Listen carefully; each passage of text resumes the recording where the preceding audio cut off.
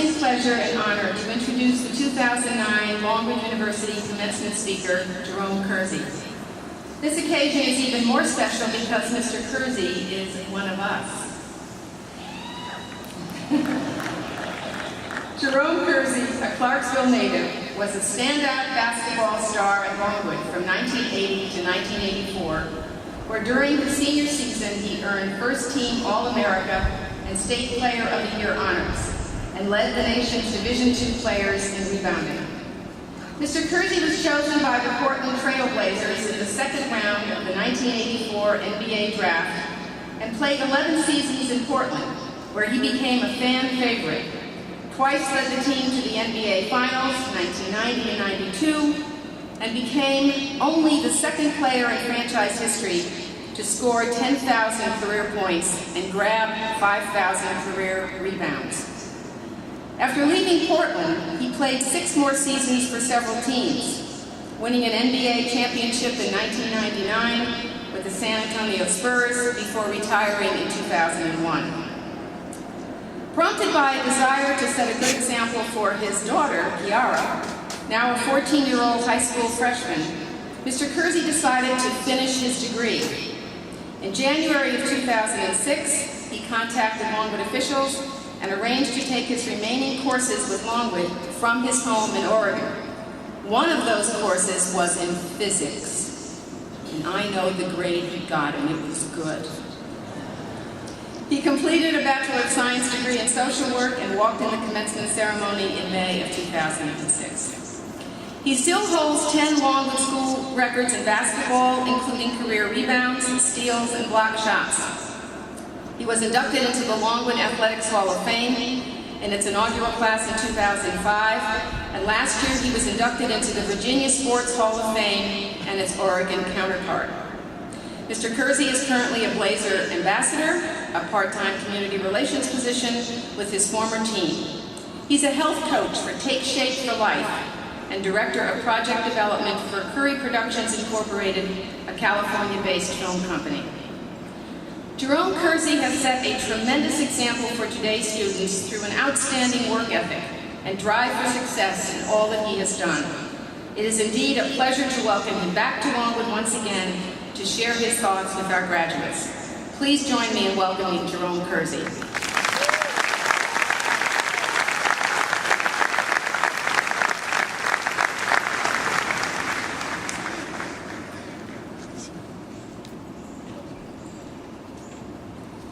Move this up so they're on me 1 second. Okay. How y'all doing today? Gotta be a great day. It's a great sunny day, and thank God for the weather. Hopefully it stays this way. Thank you, President Cormier, trustees, board of visitors, faculty, staff, and definitely friends of today's graduates. If you all excuse me for a moment, I'm going to spend some time with the starting lineup, and that's you all sitting right here in the front. The starting lineup, tomorrow's champions. Believe that? Tomorrow's champions, right? All right. Graduating members of the class of 2009, what's up? Congratulations, and thank you for allowing me to spend some time with you today. I hope you remember the joy and the great sense of accomplishment that you feel right now. Hold on to that feeling as you go forward into this very challenging world. Today is your first championship. From where I stand as an NBA forward, and an NBA world champion, I see in front of me a lot of tomorrow's champions. I come here this morning to share with you a perspective on another single Longwood alumnus in Dolphin.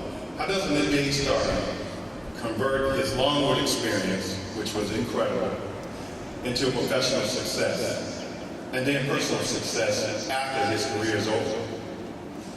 What is the difference between you and the employee who is going to train you, hopefully, in the next few weeks to come? Hopefully, you're going on the job in the next weeks to come. Yeah. That could be, What can it be that a former NBA former player, finalist, can tell you today that can be so important that you should listen?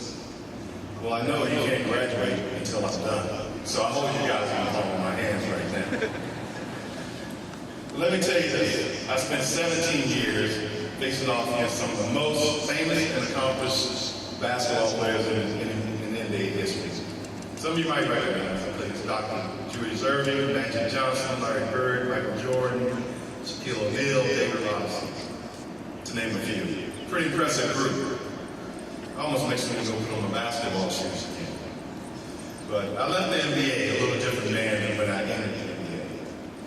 What did I learn along the way that allowed me to succeed after leaving Longwood against peers from every powerhouse in the country and in the world later? I learned that when you stop working on your game, you stop succeeding. Put as much time and effort into your craft or your major as you may do probably your Facebook or your MySpace pages. You know you all have them. And you should be just fine if you do that. My work ethic was derived from my grandparents. My grandmother's here today, Mary Elizabeth, and my aunt. She also had a hand in that, if you know what I mean. A good hand.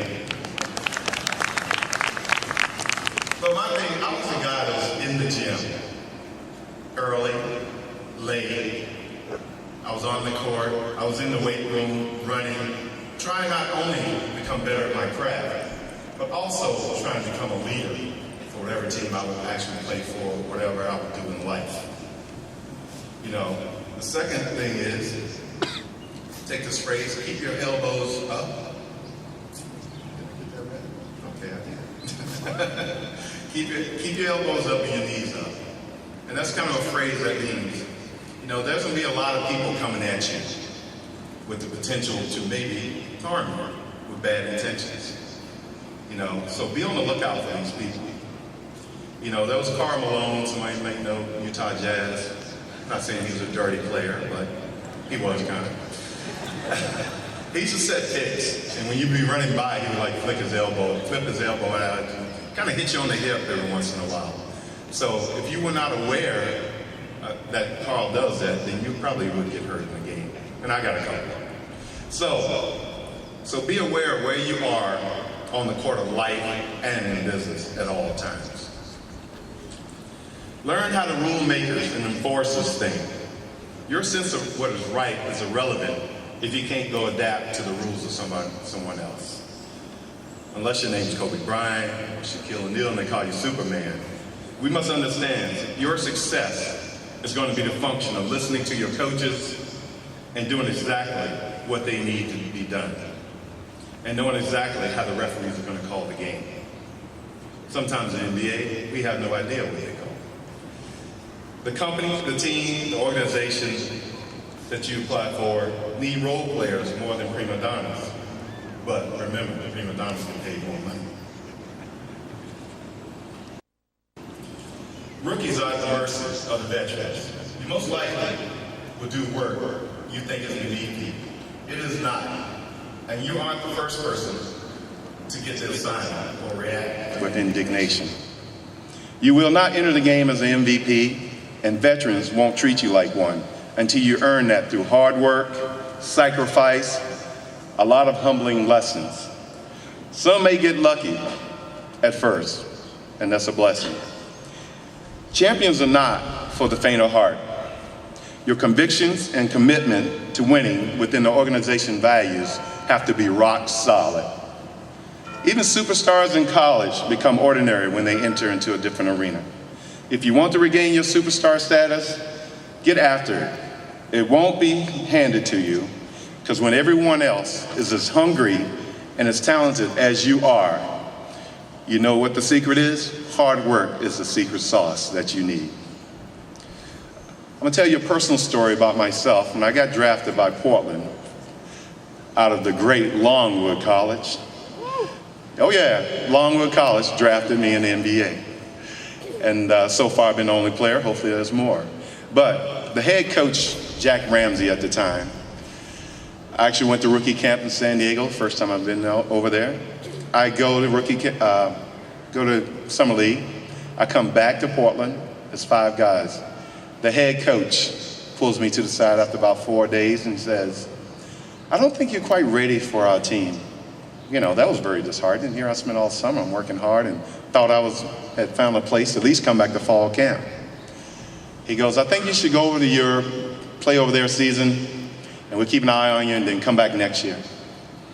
But what I took from that is that I was close to what I wanted to be or wanted to do. So what I did, he said, you could come back if you want, but maybe you probably won't make the team. You know, if your employees tell you, don't come to work the next day, you probably won't go back to work. But I did, I came back. But you know what I did? I came back to Clarksville, Virginia. I got in the best shape that I could be in. So I prepared myself to go back. And I said, I'm gonna give it my best shot.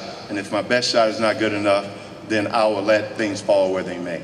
But I came back, and everybody knows the rest of that. I came back and I beat out a lot of guys. And 17 years later, I've been very blessed. But you better have a plan B. And that plan always generally starts with education. Congratulations to you all for making the most profound decision that you will make in your life that will have an impact on your future for the rest of it. My degree was important to me and my daughter and my grandmother, that I came back to complete my work so I could finally say that I am and always will be, like you all, a Longwood University graduate.